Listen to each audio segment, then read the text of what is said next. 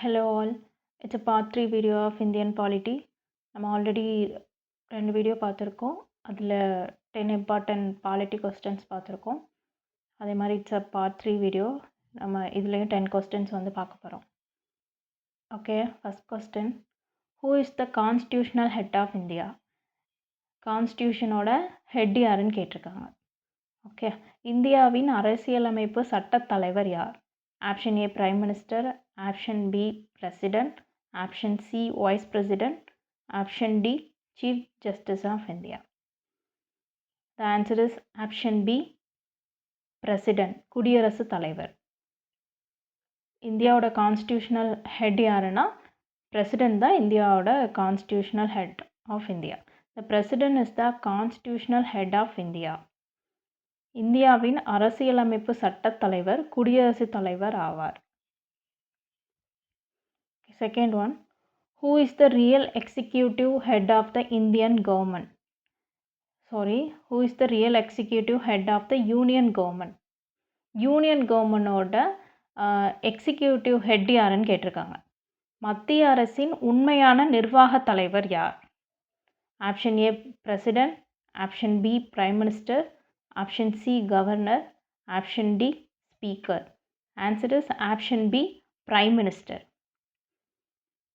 Union கவர்மெண்டோட executive head யாருன்னா prime minister. பிரதமர் தான் மத்திய அரசின் உண்மையான நிர்வாக தலைவர். The prime minister is the real executive head of the union government. மத்திய அரசின் உண்மையான நிர்வாக தலைவர் பிரதமர் ஆவார். Okay, third question, India follow which type of parliamentary system? ஒவ்வொரு நாடும் ஒவ்வொரு விதமாக பார்லிமெண்ட்ரி சிஸ்டம் வந்து ஃபாலோ பண்ணுவாங்க. அது மாதிரி இந்தியா வந்து எந்த பார்லிமெண்ட்ரி சிஸ்டத்தை வந்து ஃபாலோ பண்ணுதுன்னு கேட்டிருக்காங்க. ஓகே, இந்தியா எந்த வகையான நாடாளுமன்ற முறையை பின்பற்றுகிறது? Option A American system, option B British system, option C ஸ்விட்ச் system, option D French system. The answer is option B British system. நம்ம எதை ஃபாலோ பண்ணுறோன்னா பிரிட்டிஷ் சிஸ்டமை தான் வந்து ஃபாலோ பண்ணிகிட்ருக்கோம். India adapted the British model of the parliamentary system. India British நாடாளுமன்ற முறையை பின்பற்றுகிறது. இந்தியா வந்து எந்த சிஸ்டத்தை வந்து ஃபாலோ பண்ணுறது அப்படின்னா பிரிட்டிஷ் பார்லிமெண்ட்ரி சிஸ்டத்தை தான் நம்ம ஃபாலோ பண்ணிகிட்ருக்கோம். Okay, fourth question, which house of parliament can never be dissolved? நமக்கு ஆல்ரெடி தெரியும், நமக்கு ரெண்டு ஹவுஸ் இருக்குது. அதில் வந்து எது வந்து கலைக்கவே முடியாது. ஒன்றை வந்து நம்ம கலைச்சி திருப்பி கூட்டிக்கிடலாம், ஆனால் இதை வந்து கலைக்கவே முடியாது. அது எதுன்னு கேட்டிருக்காங்க. நாடாளுமன்றத்தின் எந்த அவை கலைக்கப்படாதது? Option A Lok Sabha, option B Rajya Sabha, option C both houses, option D none of this. The answer is option B Rajya Sabha. மாநிலங்களவை தான் கலைக்கவே முடியாதுன்னு சொல்லியிருக்காங்க. Rajya Sabha is a permanent house and it's never dissolved. ராஜ்யசபாவை என்ன ஹவுஸ்ன்னு சொல்கிறாங்க? Permanent house. அப்படின்னா அது வந்து கலைக்கவே முடியாது, டிசால்வே பண்ண முடியாது. மாநிலங்களவை ஒரு நிரந்தர அவையாகும், அது கலைக்கப்படாது. ஓகே, எந்த பார்லிமெண்ட்டோட எந்த ஹவுஸை வந்து நம்மளால் கலைக்க முடியாது அப்படின்னா ராஜ்யசபா தான். Okay, fifth question, who presides over the joint sitting of parliament? நாடாளுமன்றத்தின் கூட்டத்திற்கு தலைமை தாங்குபவர் யார்? Option A president, option B vice president, option C speaker of Lok Sabha, option D prime minister. Okay, நாடாளுமன்றத்தோட கூட்டத்தொடருக்கு வந்து யார் ஹெட்டாக இருப்பா, யார் வந்து தலைமை தாங்குவா அப்படின்னு சொல்லி கேட்டிருக்காங்க. The answer is speaker of Lok Sabha, மக்களவை சபாநாயகர். லோக்சபாவோட ஸ்பீக்கர் தான் நாடாளுமன்ற கூட்டத்திற்கு தலைமை ஹெட்டாக வந்து இருக்காங்க. Okay, the speaker of the Lok Sabha presides over the joint sitting. ஆனால் என்னென்னா நாடாளுமன்ற கூட்டத்திற்கு தலைமை தாங்குபவர் மக்களவை சபாநாயகர் ஆவார். Okay, sixth one, who is the supreme commander of the armed forces of India? நம்மளோட இந்தியாவோட ஆர்ம்டு ஃபோர்ஸஸ் இருக்குல்ல, அதுக்கு வந்து சுப்ரீம் கமாண்டர் யார், கமாண்டர் யாருன்னு கேட்டிருக்காங்க. இந்திய ஆயுதப்படைகளின் உச்ச தளபதி யார்? Option A prime minister, option B defence minister, option C president, option D chief of defence staff. The answer is option C president, குடியரசுத் தலைவர். பிரசிடென்ட் தான் நம்ம ஆர்ம்டு ஃபோர்ஸஸோட supreme commander. Okay, the president is the supreme commander of the armed forces. இந்திய ஆயுதப்படைகளின் உச்ச தளபதி குடியரசுத் தலைவர் ஆவார்.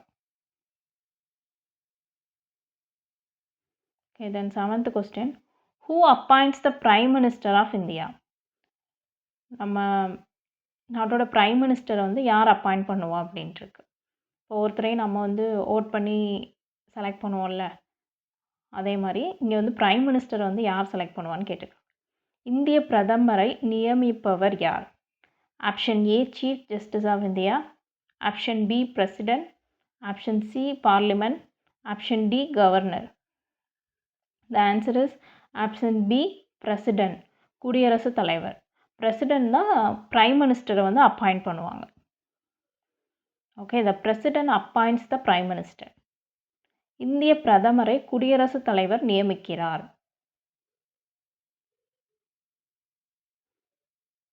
Okay, 8th question. Which body is known as the House of the People? நம்ம எதை வந்து நமக்கு ரெண்டு ஹவுசஸ் இருக்குது, அதில் எந்த ஹவுசஸை வந்து ஹவுஸ் ஆஃப் பீப்புள்னு சொல்கிறோன்னு கேட்காங்க. ஓகே, மக்களின் அவை என்று அழைக்கப்படுவது எது? Option A Rajya Sabha, option B Lok Sabha, option C state legislative assembly, option D Gram Sabha. The answer is option B Lok Sabha, மக்களவை. ஏன்னா அங்கே தான் நம்மளே செலக்ட் பண்ணுவோம். ஸோ அதை தான் என்ன சொல்கிறாங்க, ஹவுஸ் ஆஃப் த பீப்புள்னு சொல்கிறாங்க. மக்களவைன்னு எதை சொல்கிறோன்னா லோக்சபாவை தான் மக்களவைன்னு சொல்கிறோம். Lok Sabha is called the house of the people because its members are directly elected by the people. ஏன்னா லோக்சபாவில் உள்ள மெம்பர்ஸ் எல்லாம் எப்படி பண்ணுவோம், நம்ம தான் டைரெக்டாக எலெக்ஷன் பண்ணி அப்பாயிண்ட் பண்ணுவோம். ஸோ அது லோக்சபாவை தான் என்ன சொல்கிறாங்க, ஹவுஸ் ஆஃப் பீப்புள்னு சொல்கிறாங்க, மக்களவை. மக்களால் நேரடியாக தேர்ந்தெடுக்கப்படுவதால் மக்களவை மக்களின் அவை என்று அழைக்கப்படுகிறது. Okay, 9th question. The Vice President is the ex officio chairman of which house? Vice President வந்து எக்ஸ் அஃபிசியோ சேர்மன் ஆஃப் எந்த ஹவுஸுக்கு வந்து சேர்மனாக இருப்பாங்கன்னு கேட்டிருக்காங்க. துணை குடியரசுத் தலைவர் எந்த அவையின் பதவி வழி தலைவராக உள்ளார்? Option A Lok Sabha, option B Rajya Sabha, option C legislative assembly, option D legislative council. The answer is option B Rajya Sabha, மாநிலங்களவை தான் voice.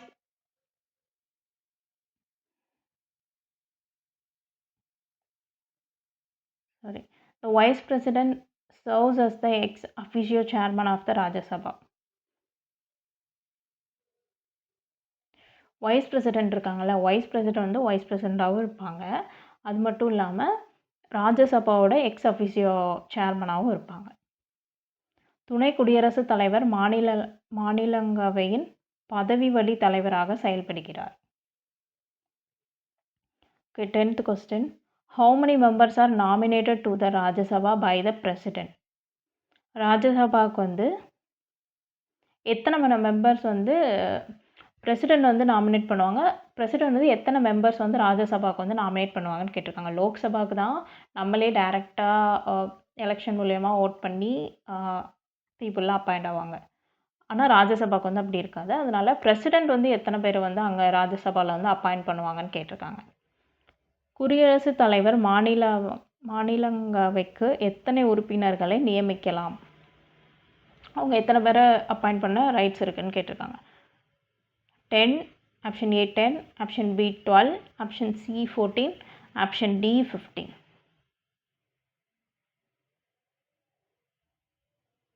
The answer is option B 12.